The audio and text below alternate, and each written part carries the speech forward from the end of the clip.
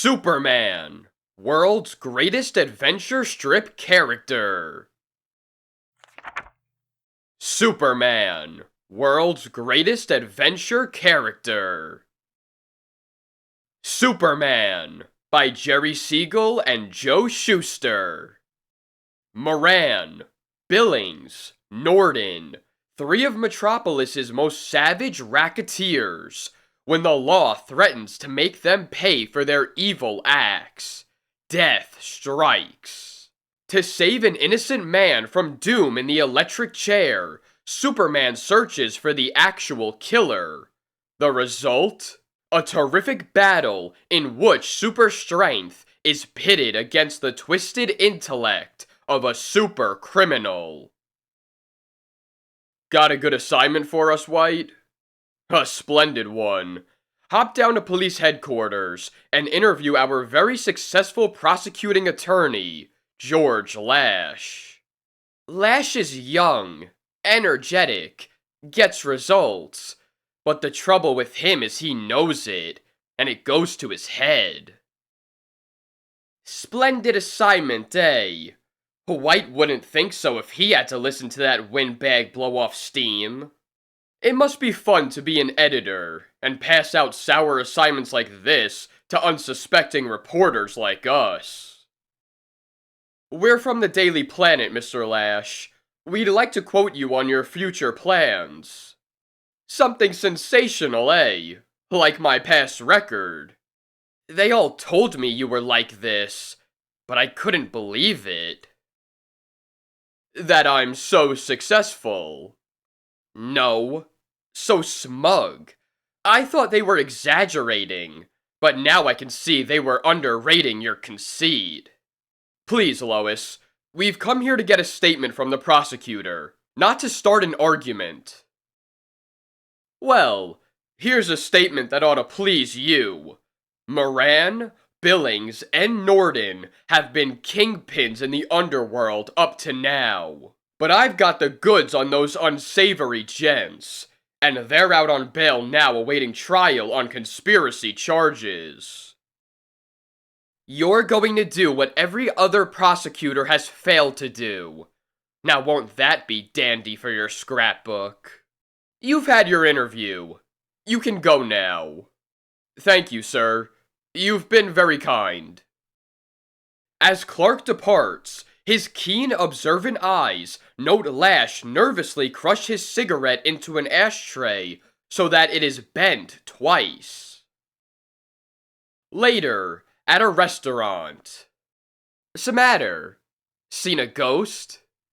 Seating themselves at that table. Moran, Billings, and Norden. Moran, Billings, and Norden, did you say?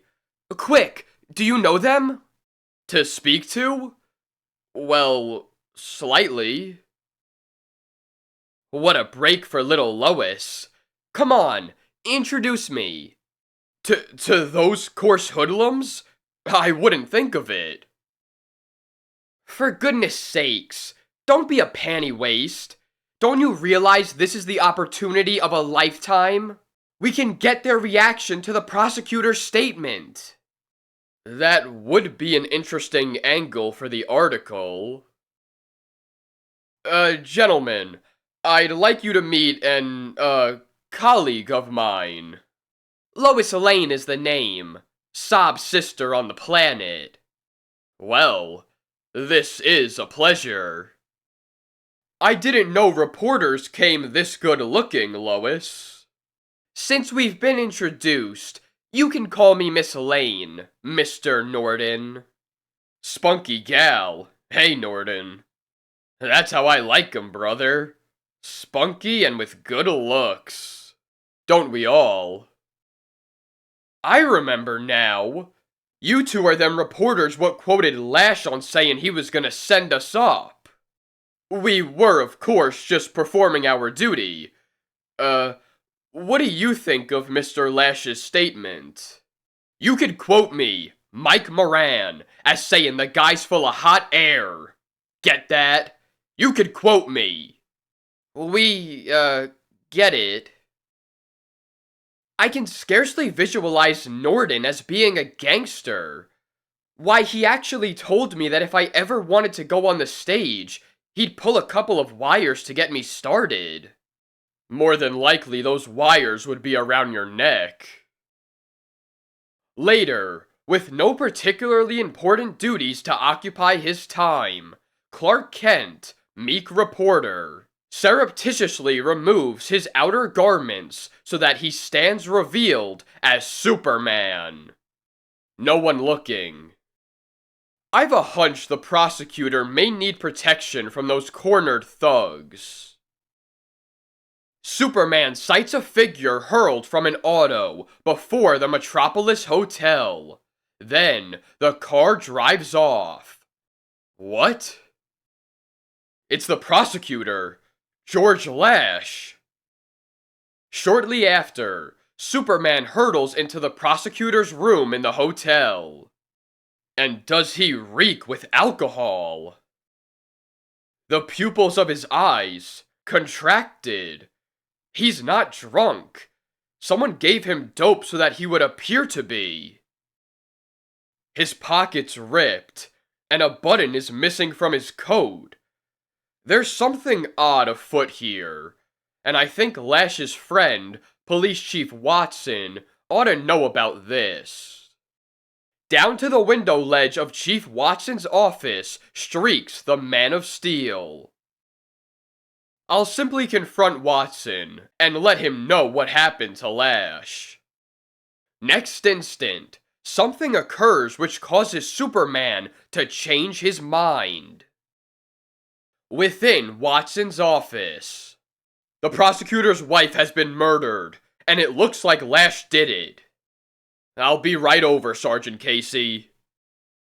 As the police car bearing Police Chief Watson pulls away from the curb, a costumed figure noiselessly leaps atop it. This calls for a radical change in my tactics. George Lash guilty of murder? But why should he kill his wife? I happen to know Lash has been trying to persuade his wife to give him a divorce for several years, but they couldn't compromise on a mutually satisfactory property settlement.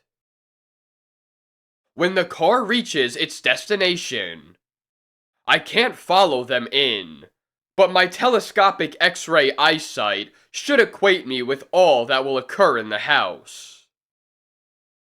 What makes you so sure Lash is responsible for this, Casey? This. You see how those cigarettes are bent double? Everyone knows that's a habit of Lash's. Those cigarettes were recently smoked. Doesn't that prove it?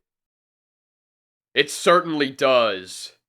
Casey, hurry to Lash's apartment and arrest him before he has a chance to arrange an alibi or destroy the suit the button found tightly clutched in his wife's hand came from. Right away, Chief. Lash is certainly in a tight spot. Wonder if that small bit of wood I saw on the carpet has any bearing on the killer's true identity. Superman re-enters the prosecutor's room just as he revives. Say, who are you? And where did... Ta-ta! Certainly, as prosecuting attorney of Metropolis, you should have heard of me by this time. I'm not flattered. Great Jupiter! Superman! Right that time. But what are you doing in here? In my room? Trying hard to do you a favor. The police are on their way here to arrest you for the murder of your wife. My wife? Murdered? And I? Accused of the deed? You're mad. Or joking. It's only too true. But somehow, I'm convinced you're innocent. It's very gratifying to have your confidence, Mr. Superman. But what are you doing with your right hand? I don't know what your game is, but it sounds like a confidence game to me, and a pretty amateurish one at that. Raise your hands. Very well. So you don't believe me, eh? As his super-sensitive ears pick up radio waves, Superman acts. I told you to keep those hands raised. Listen to the news broadcast. It's suspected that the murder of Mrs. Lash is none other than her husband, the prosecutor. This bulletin has come from... What? Now do you believe me?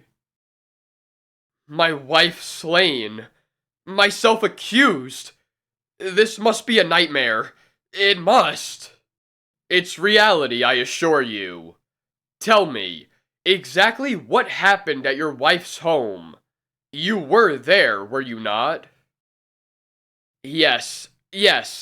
I recall that I was. Grace had finally consented to sign the property settlement. As I left with it, someone hit me over the head. After that, a complete blank until I awoke here. She signed a settlement paper? Then that will prove you had no motive for killing her. Let's see it. The paper? I can't find it. Well, there goes that hope. Quietly now. We must give him no chance to escape. Shh. But the police are unaware that their silent steps sound as loud as thunderclaps to the man of tomorrow's super-sensitive hearing. Someone coming. The police. Police! They'll arrest me. I'll be railroaded to the chair. I've got to get away. Fast. Oh no you don't. You stay right here. Want to ruin everything? If you run for it, it'll convince them even more strongly of your guilt. You can't let go now. You're right. I've sent many a man to the chair on even less evidence than is piled against me. What will I do? Rest assured that if you're really innocent, you have my solemn promise. You won't be punished for a crime you didn't commit. Later, at the Daily Planet office. Nice work, Clark. Nice. That scoop on Lash's arrest was a humdinger. You must be tickled pink. Tickled? Oh, yeah. Sure. Pleased with myself. Hardly. I've but little time to prove Lash's innocence, and have made no headway. Again, Clark meets Moran, Billings, and Norton. Well, if it ain't our pal, the Planet Reporter. What do you say now about Lash? He's gonna be too busy trying to dodge the hot seat to pay much attention to us hard-working businessmen.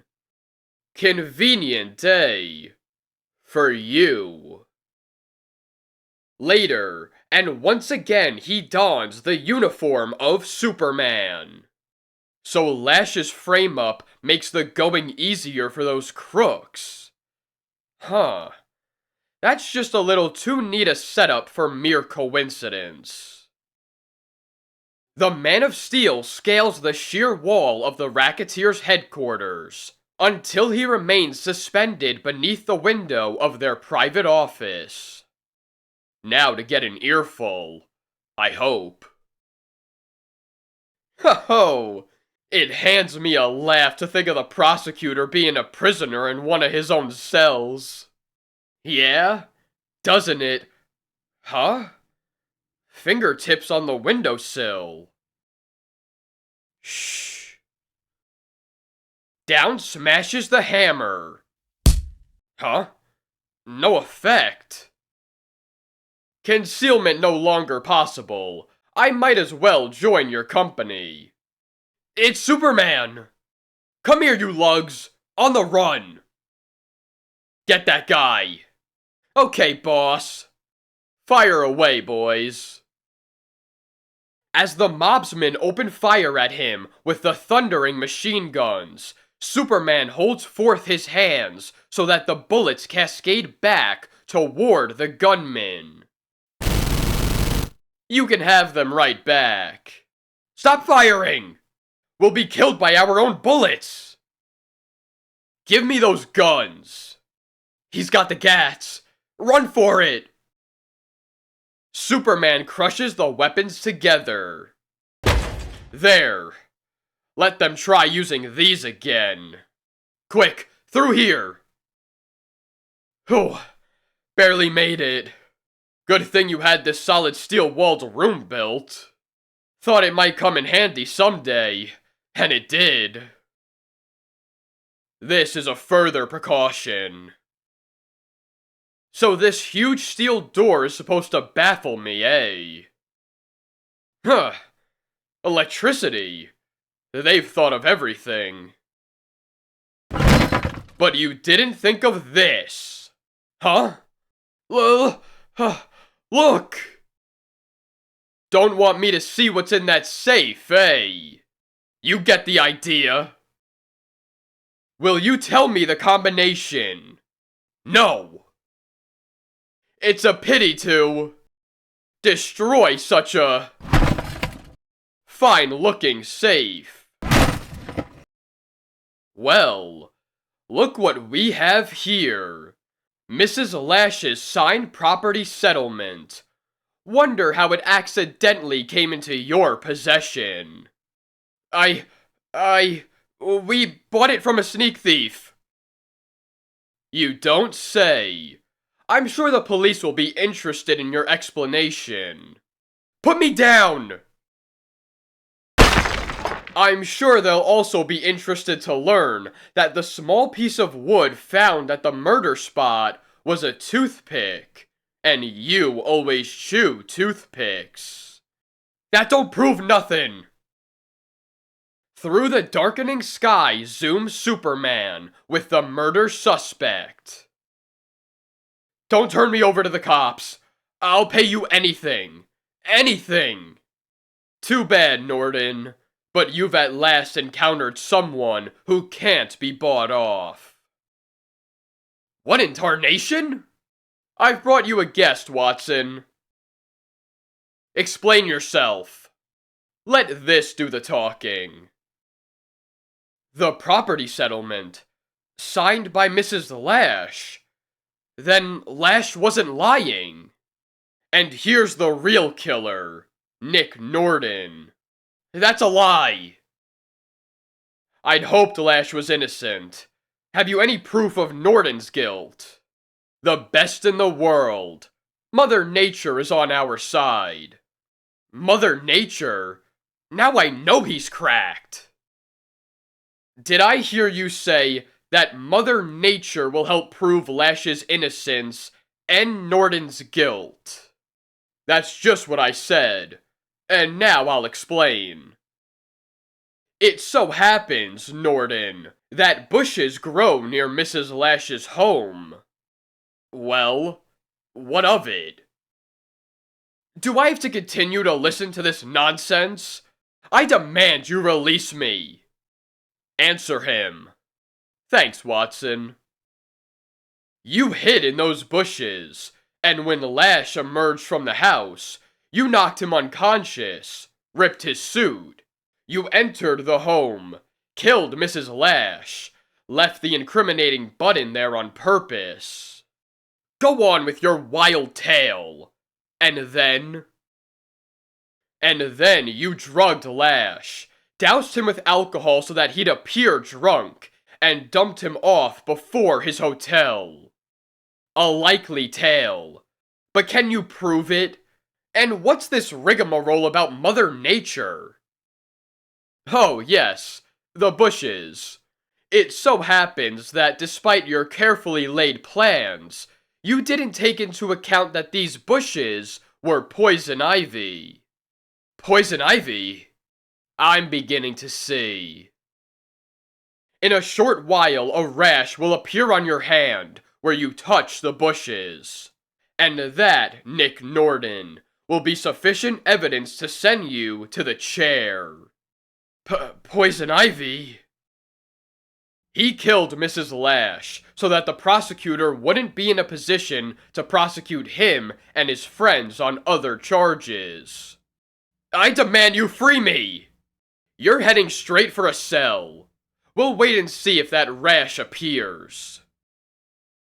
Good news, Lash. You may soon be free. Free? Oh, that's wonderful. Shortly later, Clark appears at the Daily Planet newspaper office. Where have you been? In conference with Superman. He unexpectedly alighted before me out of space and gave me a first-rate news tip. Wanna come along, Lois? Be right with you. Seated in his cell, Norden looks long and hard at his hands. Poison ivy. A rash. Either he was nuts, or...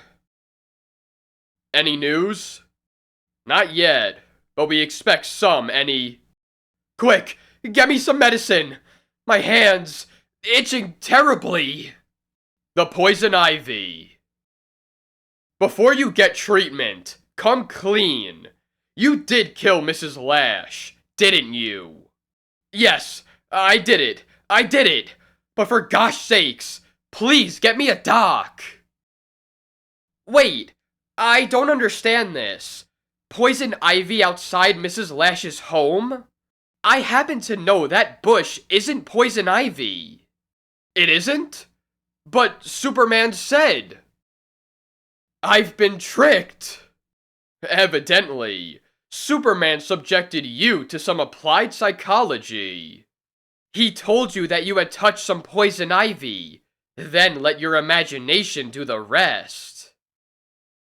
Superman has my humble gratitude. Mine too. Just think what a swell article this will make. You may get a scoop out of this, Clark, but my real admiration is for Superman, who was clever enough to trick a confession out of Norden. The end. Superman by Jerry Siegel and Joe Shuster. When a strange, inexplicable malady descends upon Gay City, threatening every one of its inhabitants with a terrible fate, humanity appears doomed.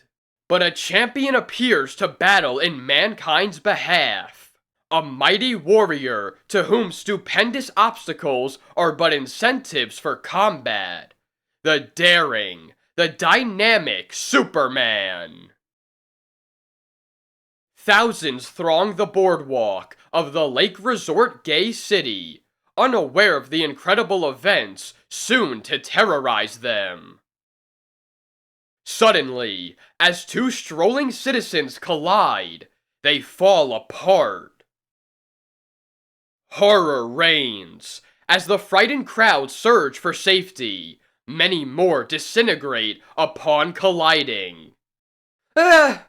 Don't move! Stand still, or you'll fall apart! And so, fearful of a fate so frightening, the mind can scarcely visualize it. The mob stands rigid, fearful of all jarring movement. How long are we to stand here like this? You can move, lady, but you've got to be careful not to bump into anything. As for me, I'm not stirring an inch. A new terror! As two autos collide, the drivers shatter like glass. Out of control, the autos mow into the helpless mob, claiming scores of victims. Citizens of Gay City, pay close attention. Stay in your homes. Do not dare move. The mayor will do everything in his power to fight this uncanny menace. Editorial Office of the Daily Planet in nearby Metropolis. You've heard the news broadcast. There's a big story brewing in Gay City. Get down there and cover it. You bet. I've just learned that you assigned Clark to the Gay City story. If you're going to ask to be assigned to that story too, forget it. It's too dangerous. For a woman. You're perfectly right, Chief. Well, that's more like it. Huh. I wonder. It's rather unusual for Lois to take it so calmly. Where to? To the airport. If White thinks he's going to keep me off this yarn just because I was born a female, he's got another guess coming. As the airplane carrying Lois sets out for Gay City, Clark changes into his Superman costume. I may not only find a big news story in Gay City, but a task for Superman. Next instant, a great leap launches Superman high up into the sky. Through the fleecy clouds whizzes the Man of Tomorrow like a runaway meteor. Next stop, Gay City. But as Superman reaches his destination within a few minutes, a trolley car stalled in the path of a train. Plunging to Earth, Superman hoists the streetcar to safety as the train bears down upon it. I'd better lower this delicate package carefully, or its passengers will crack like eggs. It was terrible to see that train bearing down on us, and not being able to flee. But we're saved now, thanks to that remarkably strong man. Superman's telescopic vision reveals to him that the train's engineer is dead at the throttle. Springing in, Superman seizes the rear of the train, hauls back against its terrific drive. Either this train stops, or its passengers die. What's happened? We're slowing. As the train completely halts, Superman springs away. You've saved our lives! Be careful not to collide with anything, or you'll lose them. Seconds later, the Man of Steel swings in through the window of Jim Stanley's office at City Hall. No one here, but the door's opening. Who? Superman, Commissioner, at your service. You actually exist, and I always thought Superman to be a myth. Yes, I'm real enough, and I'm anxious to help you in any way I can. How fortunate you've showed up. I've just received a mysterious tip-off that the cause of this terrible malady lies within the Gargoyle Towers. Gargoyle Towers, eh? I'm on my way. But as Superman streaks down to the side of the Gargoyle Towers. Now, blow it up!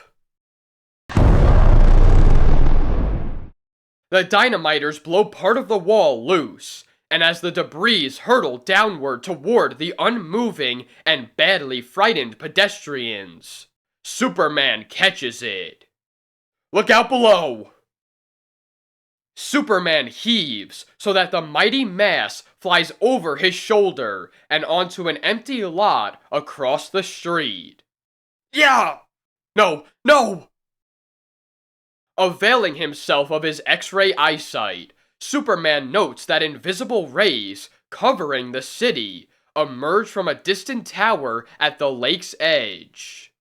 It looks like Stanley had a wrong steer. That's the source of the trouble. Meanwhile, Lois arrives safely at the Gay City airport. Back! If you enter this city, you're taking your life into your hands. It's my life. If Clark Kent thinks he's going to hog this big story, he's due for the surprise of his life. As Lois's hand accidentally strikes against the door, there comes the sound of tinkling glass. What?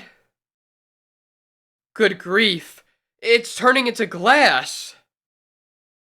Terrified at her predicament, Lois seats herself in the waiting room.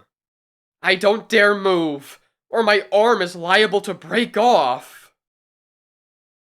As Superman sprints toward the tower from which the invisible rays emanate, he pauses as... What's this? His X-ray vision reveals a gruesome sight. Workers in a generating plant being shaken to bits by the vibrating generators. An irresistible leap carries Superman in through the plant's walls. Let me attend to this! With a minimum of violence, Superman stops the great generators with his bare hands. Stop! You're wrecking the machinery! Right, and if I didn't, it would destroy you. Next, Superman springs to the top of the tower. No doubt of it, those strange rays are emerging from this building. Voices in the room below. Easily, the Man of Steel tears a hole in the roof. That does it. Then launches himself down through the opening. Here goes. Kotzov, the long-missing scientist. Tell me what deviltry you're up to, or what's this? To his horror, Superman notes, your tongue, missing. Snatching up a ray gun, Kotzov blasts away. Give me that toy! Plucking the gun from the astonished scientist, the Man of Tomorrow crushes it in his palm.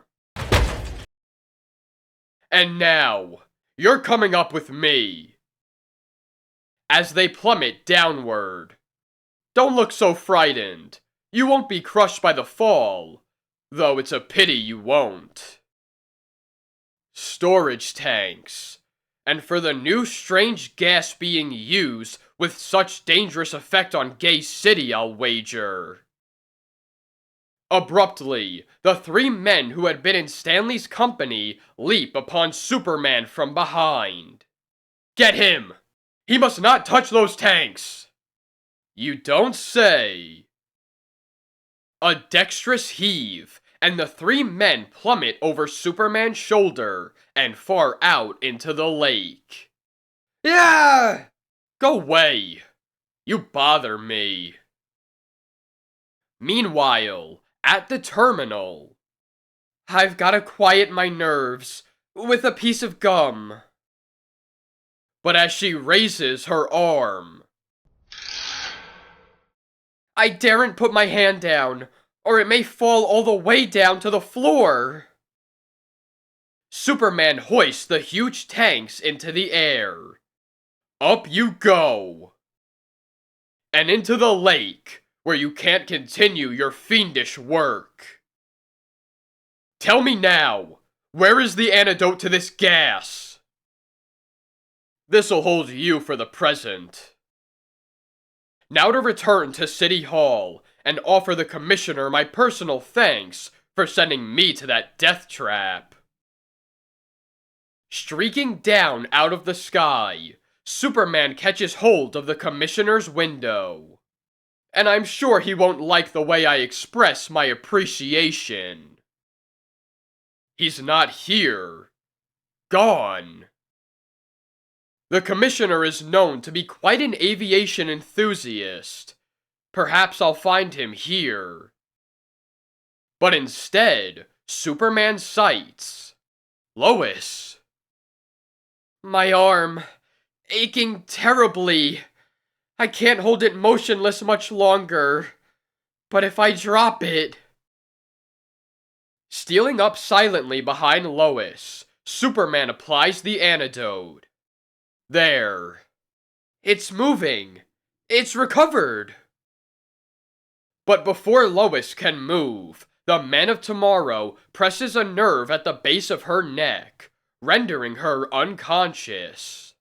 I don't want her barging into mischief.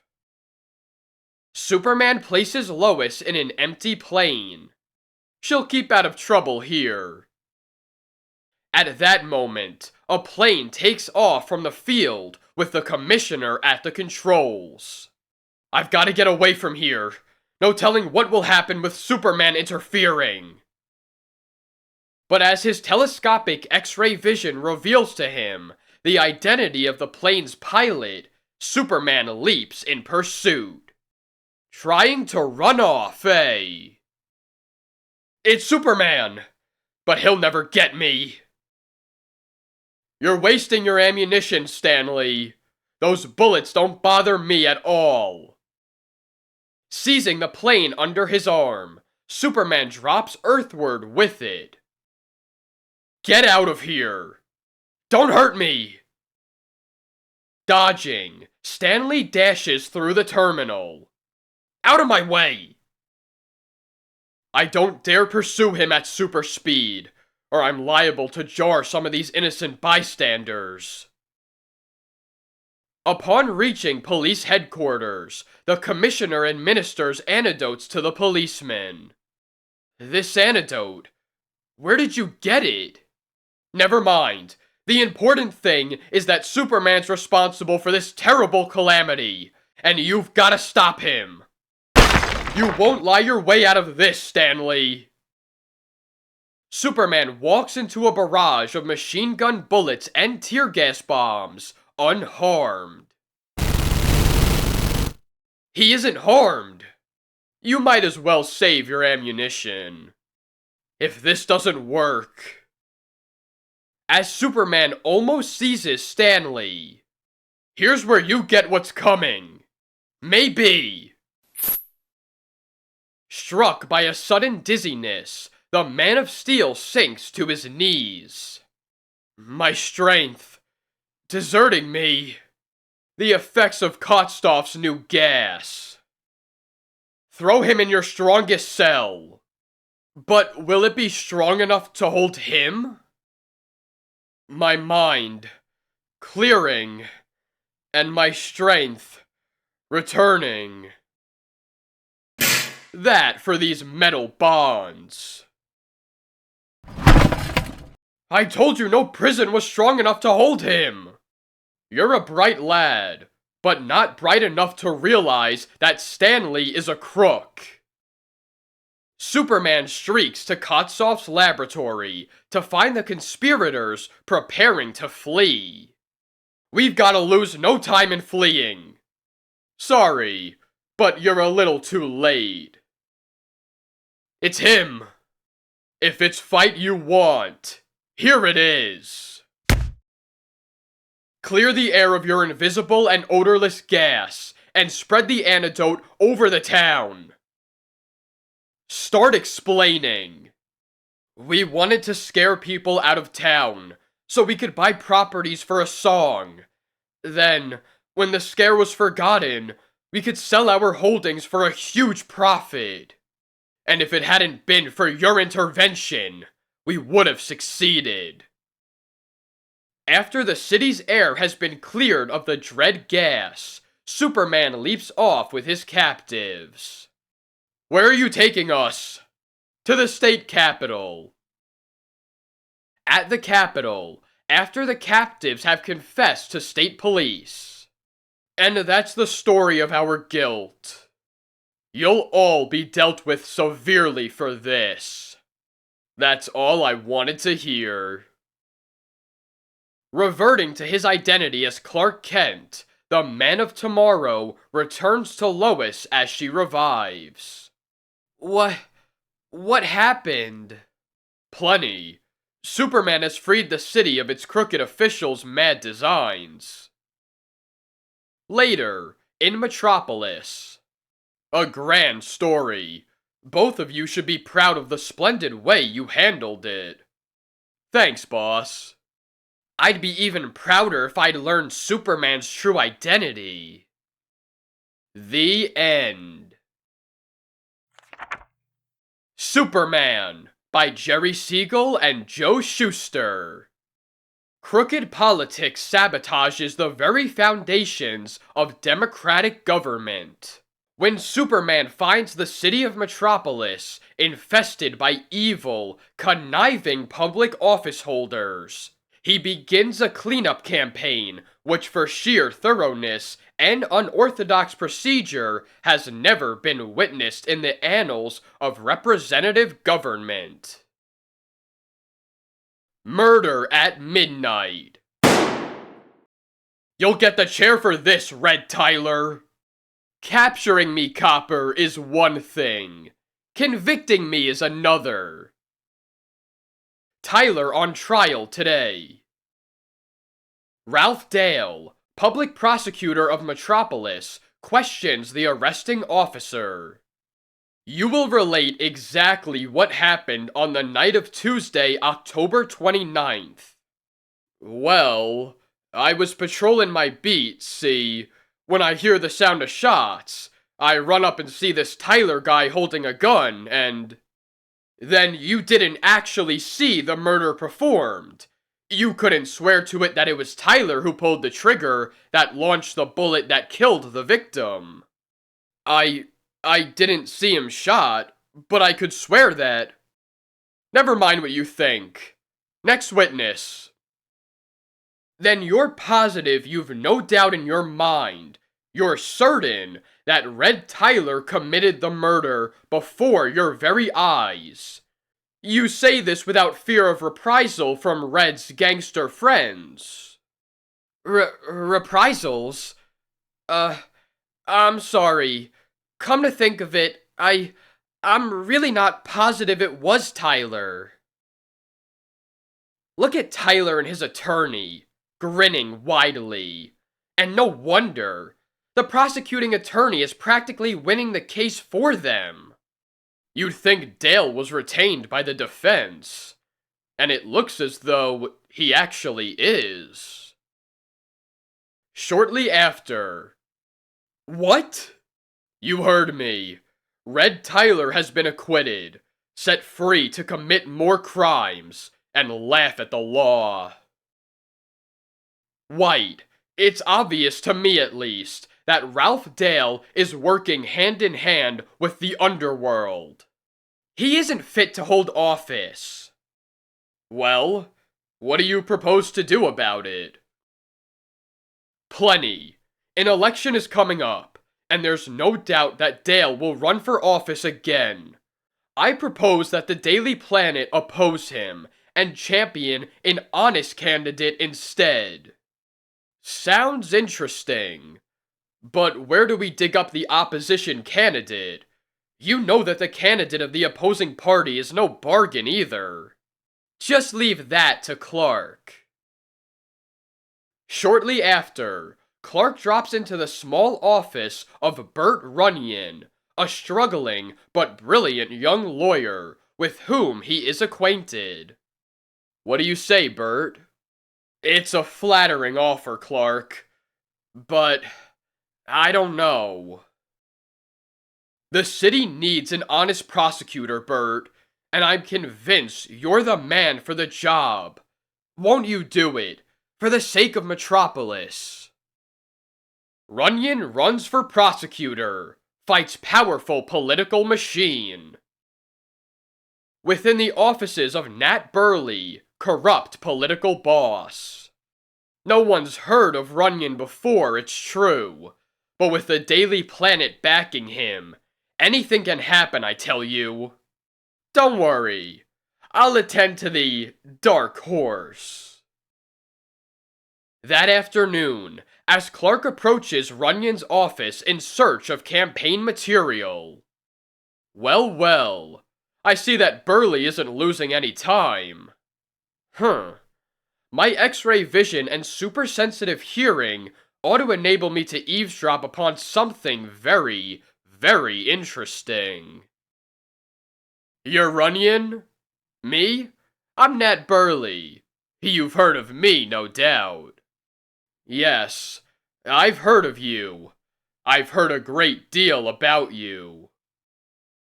Then you know I always get what I want, one way or another. I like to work things out in a nice, friendly way. But when a stubborn cuss insists on getting tough, why... Cut out the trimmings. What have you come to tell me? Withdraw from the race. Do so, and I guarantee you that you'll get so much business, you'll have to expand this office to take up the entire floor. In other words, You're offering me a bribe to step out of the running and let Dale win in a walkaway, so that he can continue to fix whatever cases you want him to. In so many words, that's it. Well, here's a few words you won't like. I can't be bribed. I'm not interested in your filthy money. Get your fat carcass out of that chair and out of the door, before... So it's trouble you want, eh? Well, my fine young idealist, I'll see to it that you get plenty. Out of my way! Excuse me. Shortly after, Burley enters an apartment in the toughest part of town. Thought I was foolin', eh? Young whippersnapper. I'll make him regret the day he ever talked back to Nat Burley. Watching Burley's movements from atop a high nearby skyscraper, the foe of all evil, Superman.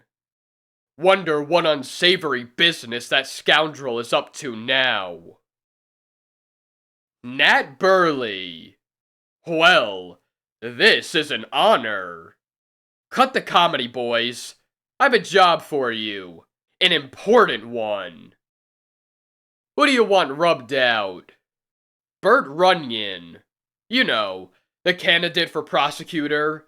And I don't want the job fumbled. This is a big job. You'll have to give us something in advance. This is enough. Temporarily. Finish off Runyon and you get more. Don't worry. We'll fix him, so he won't run for office. In fact, we'll fix him so that he won't be able to run at all. After Burley departs, you know, I kinda hate to part with this bomb. It's the best I ever made. Careful, Jip. Wanna drop it? As the gangsters drive off upon their deadly errand, a cloaked figure launches himself down from the sky. Sorry to spoil their fun, but... I don't intend to stand by and see Burt killed. Look! A guy! Carrying us into the air! Throw the bomb at him! Throw it! I'm unharmed by the blast, but if you'll pardon my saying so, you two fellas don't look so hot. Plucking the two men from the car, the Man of Steel permits the auto to fall into an empty lot. What? We won't need that anymore. Down drops the Man of Tomorrow to a road alongside railroad tracks. Look, a train. Let's race it. He wasn't fooling. He is racing it. And he's beating it. Huh. I wonder if we can beat it to the crossing. We'll all be killed. For a pair of hard-boiled guys whose specialty is rubbing out lives, you certainly seem terrified at the thought of losing your own. A last-minute leap carries Superman and his captives safely atop the thundering train. See? There wasn't a thing to be afraid of. Why, gentlemen, I believe you're about to faint. What I have to say to you can be said in a few words. Either get out of this town, or I'll get you. We'll go, and be glad to. And now, I've got to pay my respects to a gent named Burley. Returning to his apartment, Superman telephones Burley. Who is this? State your business. Jip and Lou have abruptly decided to leave town. If you don't behave, you may soon join them. Startled by this mysterious warning, the political boss telephones Dale. I'll explain later. Get over here at once and bring your stooge Captain McDay along. Shortly after, Crooked prosecutor and corrupt police officer approach Burley's office, unaware of the Man of Steel's scrutiny. Just as I had hoped. An expertly launched leap carries Superman in through the window of an adjoining office. I don't want to miss a word of this. Super hearing, do your stuff. Someone threaten you to lay off? Yes, but just the same, I'm going ahead with a plan to frame Runyon in a scandal that will discredit him and blast his political hopes for all time. Let's have the details. If Runyon were to be arrested for being a drunken hit-skip driver, that would wash him up, wouldn't it? Sure, but how could... That's your job! Arrest him for drunken driving, get him out of his car. You deliberately run down some innocent person, and blame it on him. A splendid idea. My re-election is cinched. I believe it would work. Fine, then it's settled. What an incredibly cold-blooded scheme. These men deserve a lesson they'll never forget. What? Turn, you thief, and don't move. I'm not a thief, and if you'll put down that silly-looking sword, I'll get out of your office without causing you any trouble. And as Superman prepares to depart, there, I warned you! Give me that. Calmly, the Man of Tomorrow crushes the sharp sword to bits in his bare hands. My sword! You've broken it! Tuh, isn't that a pity? Superman's attacker leaps at him, and in the struggle, both topple out of the window. Down plummets Superman and his assailant. Ah! Satisfied now? Good grief, we're sure to smash into that bus. Only an agile twist of Superman's body prevents a terrible collision. Whoa! Close. Whirling with lightning agility, Superman springs back upward. My friend here seems to have fainted dead away. Through the window they had fallen from. Now to resume my eavesdropping. But to Superman's consternation, his X-ray vision reveals to him that the adjoining room is empty. They've gone, and there's no way of knowing what mischief they may be up to. Through the sky races the Man of Steel at meteoric speed. If I can only reach Runyon's home in time to warn him. Too late. His car is gone. Once again, Superman races through the clouds. I'm afraid the very worst is about to happen. But suddenly, sighting the object of his search, the Man of Tomorrow swoops down to a high branch and surveys the scene below. Runyon's car, halted by the police. Get out of there! You're drunk. That's a lie. I'm perfectly sober. You can't get away with this. It's a political frame-up. Stewed to the gills. Take him to the police station. Off drives McDay at the wheel of Runyon's car. Now to run down a pedestrian. It'll be easy to claim later that we arrested Runyon after the hit-skip incident. Of all the fiendish schemes, well, he won't get away with it. As a hapless pedestrian commences crossing the street, McDay deliberately swerves toward him. Ah! Down streaks Superman. Seconds to act. Seizing the auto from the rear, Superman heaves back, halting its forward plunge. Not another inch. What? The engine's roaring away. But I'm not moving. Who? Keep driving. I've a few words to say to you. As McDay produces a gun, Superman swiftly twists the muzzle so that... Huh? You've twisted it back toward me. Go ahead. Fire now. That's a small sample of what I can do to your neck.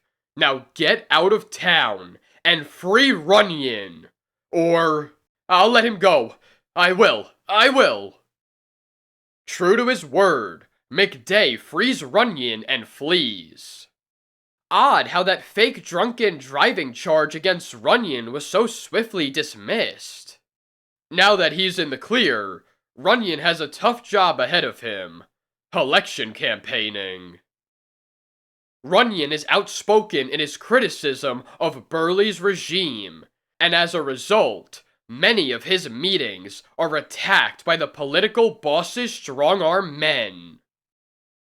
But at last, Election day arrives. I've done the best I can. Now it's up to the voters. I'm sure they won't let you down. When Lois and Clark prepare to vote, who you gonna vote for? Runyon, if it's any business of yours. Well, you'd better vote for Dale, if you know what's good for ya. We'll vote for whomever we please. You'll vote as we say, or you won't vote at all. Hit him, Clark! Hit him! Clark ducks, but heaves the two together so that their heads collide. Ugh. Nice going, Clark. It was just an accident. The majority of the city's inhabitants turn out for the largest number of active voters in Metropolis's history. That evening, at the Runyon campaign headquarters. Results certainly are slow in coming in. The two factions are practically neck and neck. Wonder how Burley and his boys are making out. Shortly after, the Man of Steel drops down to a position outside the window of Dale's campaign headquarters. Dale and Burley in a private conference. I don't like it. Runyon's too blasted close for comfort. Don't worry. Results have not yet come in from the 43rd Ward, largest in the city. I've got one of my men planted there to count the votes. You know what that means. Newsflash! The 43rd Ward is overwhelmingly for Ralph Dale. Good old Morgan. I told you he'd take care of it for us. I'd like to see Runyon's face now. Dejection overwhelms Runyon's campaign headquarters. Too bad. This is a terrible blow for good government. And I can't bring myself to send Dale the usual congratulatory telegram. Moments later, Morgan, at the 43rd Ward voting booth, has an unexpected visitor. You can't be crooked about counting votes and expect to get away with it. Keep away! This keeps up until you promise to confess your misdeed. Stop it! I'll confess! I'll tell everything! I'm very proud that the citizens of Metropolis saw fit to re-elect me, and I want to thank my friend Nat Burley for his support. All in a day's work. Here's an unexpected addition to the program. Talk. I stuffed the ballot box in Ward 43. I didn't want to do it, but Burley forced me. What? It's Burley's fault. I didn't have a thing to do with it. Why you? I only did it with your consent. You're both under arrest. That's all I wanted to hear. As a result of a recount, Runyon wins the election. What pleases me most is that those crooks got long prison terms. I owe Superman a debt I can never completely repay. The return of good government to Metropolis will be sufficient reward for the man of tomorrow. The end. Superman by Jerry Siegel and Joe Shuster. Metropolis at night. Myriads of lights gleaming and glittering in deepest dark. With the ending of the day's toll, the great city's populace seeks relaxation in theaters, amusement parks, nightclubs. But suddenly, a menace faces merrymakers. The Black Gang. A band of ruthless thieves who specialize in brutal robberies of nightclub patrons terrorizes the town. Morning Pictorial. Black Gang strikes again. Editor Kennedy of the Morning Pictorial telephones rival editor White of The Planet. I suppose you've read Peeker's latest scoop on the Black Gang. Me? I never read your blasted sheet.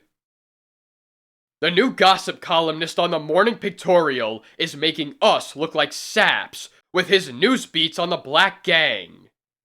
How Peter Peeker gets his news so fast is beyond me. Who knows? Maybe he's Superman disguised as a reporter. This is no laughing matter. Either get me a bang-up story on the Black Gang, or I get 2 brand new reporters. Whoa, was he burning? But what can we do about it? I suggest we visit the nightclubs and keep our eyes open. You mean we go out to one of the town's finest nightclubs, eat their best food, dance to the music of big-name bands, and all in the name of business? Just that, except I want you to remember to keep your mind on business. That evening, dressed to kill, Clark gets the shock of his life as Lois answers his knock at her door. What? You can stop gaping like a schoolboy and step in. Your hair. Blonde. Like it that way? I hated to bleach it, but it was necessary so that I wouldn't be recognized tonight. It's...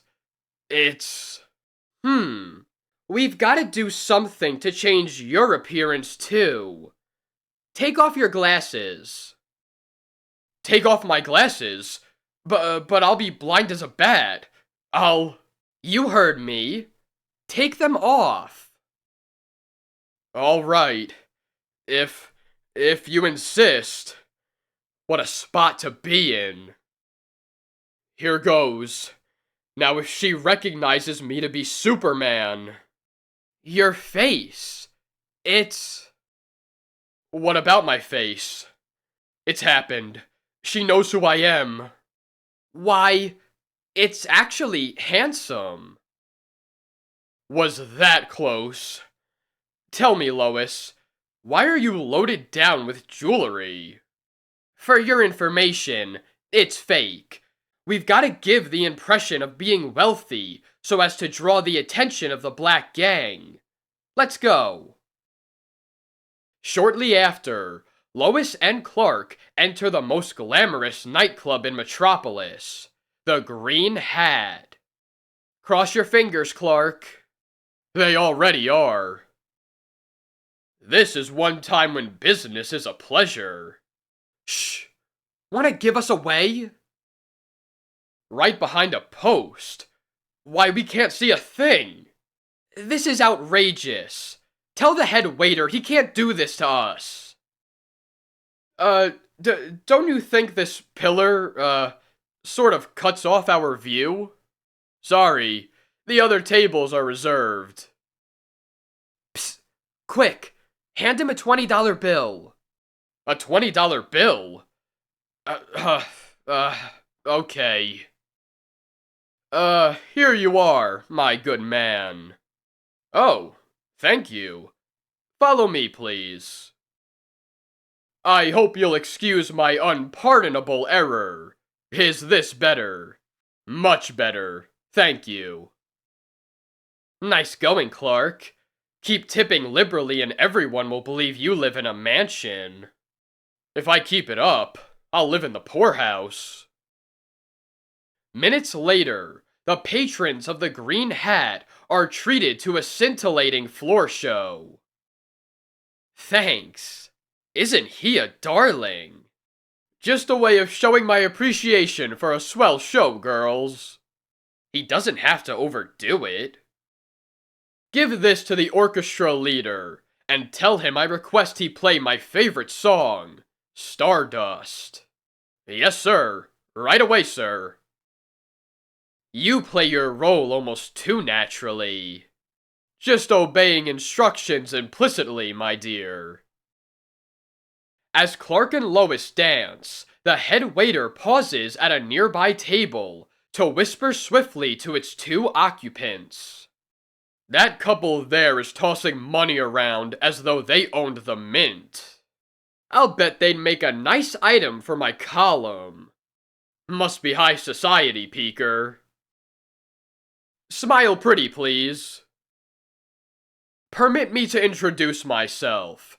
I'm Peter Peeker of the Morning Pictorial. May I sit down? You're already doing so. A reporter? How interesting. It's evident you are newcomers to Metropolis. I've never seen you around before. Easily explained. Ralph Carlson is an Oklahoma oil man. And anyone in Oklahoma could tell you that Kay Andrews is one of its leading socialites. As Peeker departs, did we or did we not make an impression? We do seem to be making progress. Seated alone at a nearby table, Peeker's former companion smiles boldly at Lois.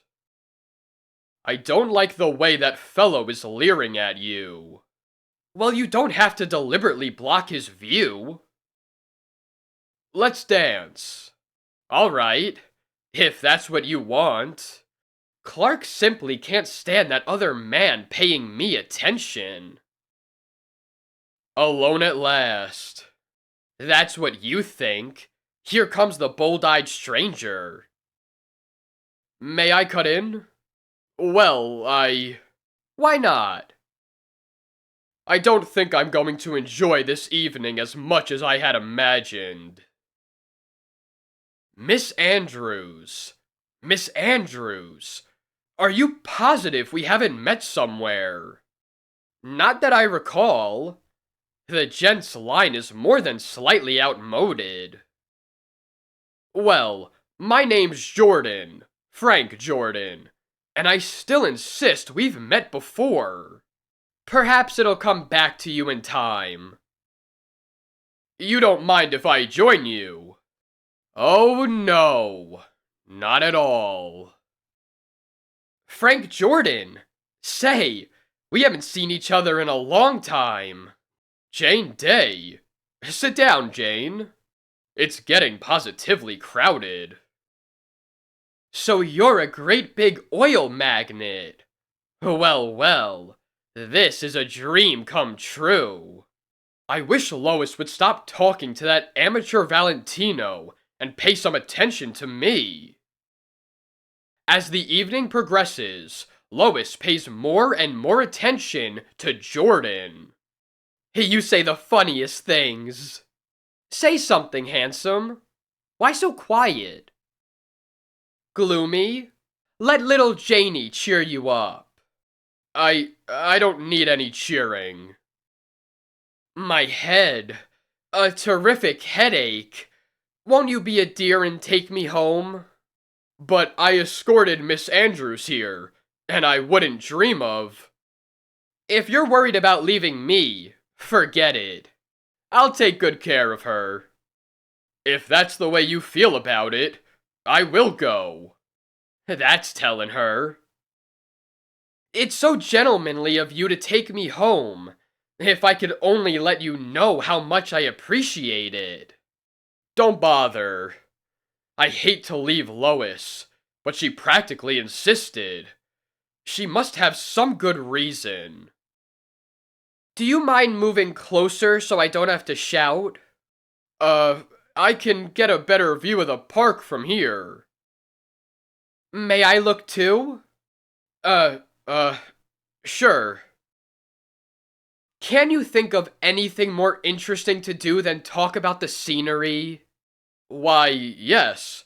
We could talk about the oil business. Why'd I ever let myself in for this? The oil business? I wouldn't be surprised if oil instead of blood flows through your veins. Haven't you ever had the urge to hold a girl in your arms? Crush her tight? Inasmuch as I'm Superman, I'm afraid I might forget myself and crack her ribs. Suddenly, a black sedan forces the cab to the curb. Pull over! Out of there, all of you! A false move from anyone and we shoot. The Black Gang. They'll shoot me. Don't resist them. Please don't. Your wallet. And if I don't hand it over, maybe this'll knock a little of the back talk out of ya. Suddenly, Clark dashes off. Wooden? It didn't seem to bother him at all. Shoot him! Don't let him get away! Help! Help! As the criminals fire a volley of shots after the fleeing Clark. He hasn't a chance. We warned him not to resist. But the bullets merrily ping off Clark's back. Well, that's the end of this rented suit. Look at him run. Talk about speed. That's odd. I don't see how we could have missed him. Removing his outer garments, Clark leaps back as Superman. They force the girl into the car. What Superman's sensitive hearing enables him to overhear. A fine decoy you turned out to be. Can I help it if you lugs can't shoot straight? Meanwhile, at the Green Hat. What say we go to a livelier place? Lead on. But as Jordan drives, suddenly he swerves into a garage. What does this mean? You'll learn soon enough. Gimme that. So, you carry a small revolver in your pocketbook, eh? Give it back to me.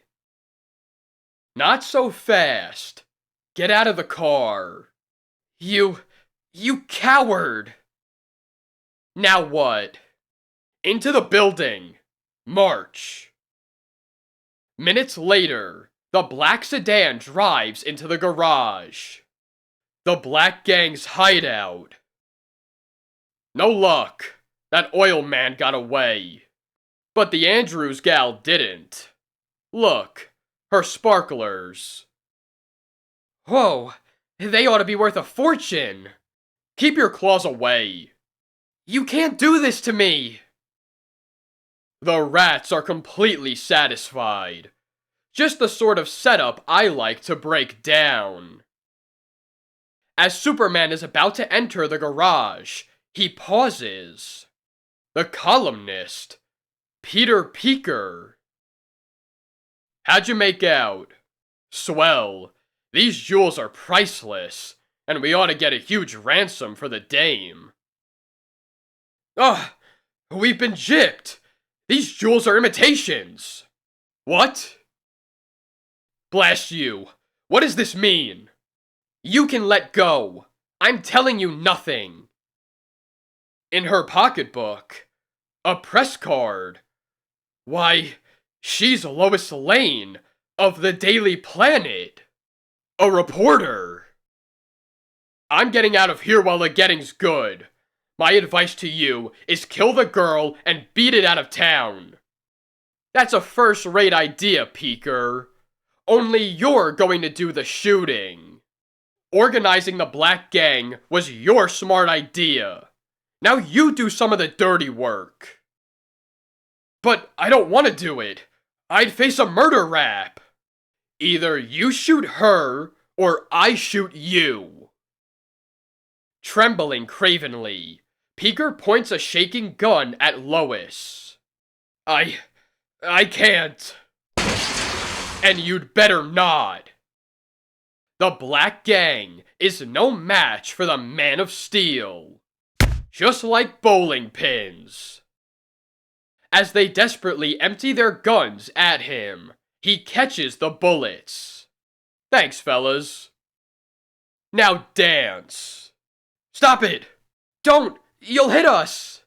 What's the name of that step, Miss Day? That'll hold you.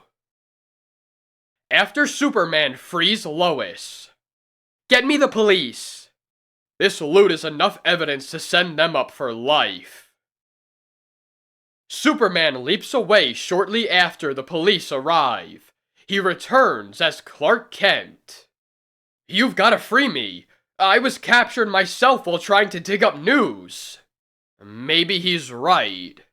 I tell you, he's lying. Extra! Morning pictorial extra! What's that? Clark shortly returns with the newspaper extra. Here, in Peeker's column, Sergeant Casey, a scoop of the holdup of Kay Andrews and Ralph Carlson. That's how Peeker got his news so fast. He sent in notices of holdups before they happened, for he was a member of the Black Gang. You were a little too smart, Peeker. Later, at the planet. My apologies to you and Lois. You're still the two best reporters in town. Coming from you, that's something. With Superman on our side, we can't lose. The end.